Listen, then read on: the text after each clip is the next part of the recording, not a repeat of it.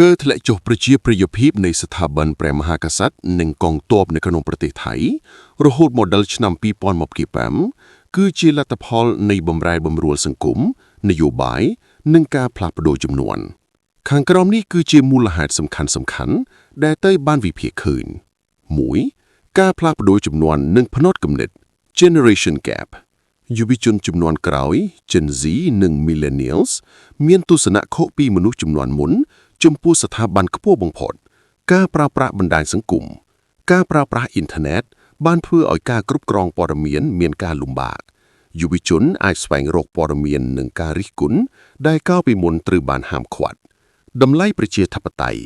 ពួកគាត់ឲ្យតម្លៃលើសមាភិបនិងតម្លាភាពជាជាងប្រពៃណីនិយមនិងឋានានុក្រមតឹងរឹង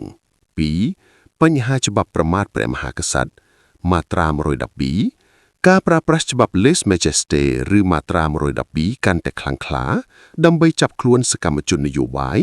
បានបង្កើតឲ្យមានការមិនពេញចិត្តសង្គមចាប់ផ្ដើមមើលឃើញថាច្បាប់នេះត្រូវបានប្រើជាឧបករណ៍នយោបាយដើម្បីបំបិទមាត់អ្នករិះគន់ការទាមទារឲ្យមានការកែតម្រង់ច្បាប់នេះបានក្លាយទៅជាចលនាសង្គមដ៏ធំមួយដែលមិនធ្លាប់មានពីមុនមកក្នុងប្រវត្តិសាស្ត្រថៃ 3. តួនាទីរបស់កងទ័ពក្នុងនយោបាយកងទ័ពថៃត្រូវបានគេមើលឃើញថាជាអ្នកលូកដៃក្នុងដំណើរប្រជាធិបតេយ្យឥតឈប់ឈរ 1. ការធ្វើរដ្ឋប្រហារដដែលការធ្វើរដ្ឋប្រហារកាលពីឆ្នាំ2014និងការកាន់អំណាចយូរអង្វែងរបស់មេតបឧទាហរណ៍ដូចជាលោកប្រយុទ្ធច័ន្ទអូចាធ្វើឲ្យប្រជាជនមានអារម្មណ៍ធុញទ្រាន់នឹងការគ្រប់គ្រងតាមបែបយោធា 2. ការបដិសេធឆន្ទៈម្ចាស់ឆ្នោតការប្រើប្រាស់យន្តការសេនាដែលតែងតាំងដោយយោធាដើម្បីរារាំងគណៈបកដែលឈ្នះឆ្នោតដូចជាគណៈបក Move Forward កាលពីឆ្នាំ2023បានធ្វើឲ្យកងទ័ពនិងស្ថាប័នពាក់ព័ន្ធបាត់បង់ការគាំទ្រយ៉ាងខ្លាំង 3. ការកើនឡើងនៃគណៈបកនយោបាយកែតម្រង់វត្តមានរបស់គណៈបក Move Forward កែតម្រង់ទៅជាគណៈបក People's Party បានផ្លាស់ប្ដូរផ្ទៃក្នុងនយោបាយថៃការដាក់ចេញនៃគោលនយោបាយលុបបំបាត់ការកេណ្ឌទ័ពនិងការកែតម្រង់រចនាសម្ព័ន្ធអំណាចបានទទួលការគាំទ្រលើសលប់ពីប្រជាជនដែលចង់ឃើញការផ្លាស់ប្ដូរពិតប្រាកដ 5. បញ្ហាសេដ្ឋកិច្ចនិងការចំណាយ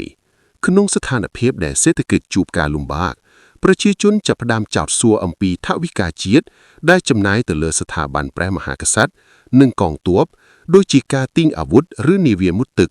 ខណៈពេលដែលជីវភាពប្រជាជនទូទៅកំពុងធ្លាក់ចុះទម្លាភាពក្នុងការប្រើប្រាស់ទ្រព្យសម្បត្តិនិងថវិកាជាតិបានក្លាយទៅជាប្រធានបទក្តៅចំណុចសម្គាល់ទោះបីជាមានការធ្លាក់ចុះប្រជាប្រិយភាពក្នុងចំណោមយុវជននិងអ្នកទីក្រុងប៉ុន្តែស្ថាប័នទាំងពីរនេះនៅតែមានឥទ្ធិពលនិងការគាំទ្រពីសំណាក់អ្នកអនុรักษ์និយមនិងប្រជាជនតាមតំបន់ជនបទមួយចំនួនដដែលដើម្បីជ្រាបកាន់តែច្បាស់អំពីស្ថានភាពនេះយើងត្រូវពិនិត្យទៅលើរបបថ្មីនៃនយោបាយថៃ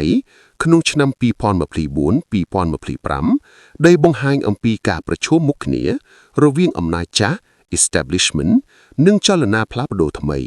ខាងក្រោមនេះគឺជាចំណុចសំខាន់ដែលអ្នកគួរស្រាវជ្រាវបន្ថែម 1. ការរំលាយគណៈបក Move Forward និងការបង្កើតគណៈបក People's Party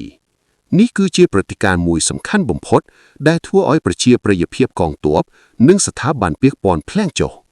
ការរំលាយបកកាលពីខែសីហាឆ្នាំ2024តុលាការរដ្ឋធម្មនុញ្ញបានរំលាយគណៈបក Move Forward ដែលជាបកឈ្នះឆ្នោតលេខ1ការនេះធ្វើឲ្យប្រជាជនមើលឃើញថាឆន្ទៈម្ចាស់ឆ្នោតត្រូវបានមើលរំលងដោយអំណាចតុលាការនិងយោធាការងើបឡើងវិញការបង្កើតគណៈបកប្រជាជនភ្លាមបានបង្ហាញថាចលនាកែតម្រង់មិនបានស្លាប់ទៅតាមការរំលាយបកទេប៉ុន្តែវាកាន់តែរីករាលដាលខ្លាំងជាងមុន 2. យុទ្ធសាស្ត្រកងទ័ពថ្មីនិងការប្រឆាំងការកេណ្ឌទ័ពកងទ័ពថៃកំពុងប្រឈមនឹងសម្ពាធខ្លាំងលើការកែតម្រង់ផ្ទៃក្នុងការលុបបំបាត់ការកេណ្ឌទ័ពយុវជនថៃភាគច្រើនលែងចង់ចូលបម្រើកងទ័ពដោយបង្ខំគោលនយោបាយសមាជិកកំពុងតែត្រូវបានរំលំដែលធ្វើឲ្យកងទ័ពបាត់បង់អំណាចគ្រប់គ្រងទៅលើកម្លាំងមនុស្ស 2. អាជីវកម្មក្នុងកងទ័ពមានការរិះគន់កាន់តែខ្លាំងលើថាកងទ័ពគ្រប់គ្រងទៅលើដីធ្លីសន្តាគារនិងទីលានវាយកូនគោលដែលប្រជាជនយល់ថាគួរតែជាទ្រព្យសម្បត្តិរដ្ឋសម្រាប់អភិវឌ្ឍសេដ្ឋកិច្ច 3. ឥទ្ធិពលនៃកិច្ចព្រមព្រៀងនយោបាយរវាងបកเพื่อไทยនិងកងទ័ពការវិលត្រឡប់របស់លោកថាក់ស៊ីនស៊ីណាវ៉ាត្រានិងការបង្កើតរដ្ឋាភិបាលចម្រុះរវាងបកเพื่อไทยនិងបកដែលគាំទ្រដោយយោធាប្រជាជនមួយចំនួនធំមានអារម្មណ៍ថាត្រូវបានក្បត់ដោយបកប្រជាធិបតេយ្យដែលធ្លាប់សន្យាថាមិនចាប់ដៃនឹងយោធាទេការនេះធ្វើឲ្យប្រជាប្រិយភាពធ្លាក់ទៅលើគណៈបកប្រឆាំង People's Party ស្ទើរតែទាំងស្រុងដែលជាបកមួយតែមួយដែលហ៊ាននិយាយរិះគន់កងទ័ពនិងស្ថាប័នខ្ពស់ចំ 4. ការប្រើប្រាស់បច្ចេកវិទ្យានិងសង្គ្រាមព័ត៌មាន TikTok និង X Twitter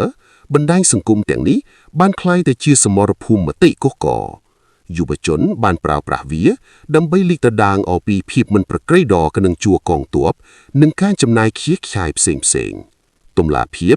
រាល់សកម្មភាពរបស់សមាជិកគ្រួសាររាជវង្សឬមេទ័ពធំៗទាំងឡាយត្រូវបានគេតាមដាននិងជជែកវែកញែកជាសាធារណៈដែលកាលពី10ឆ្នាំមុនជារឿងដែលមិនអាចទៅរួចទេ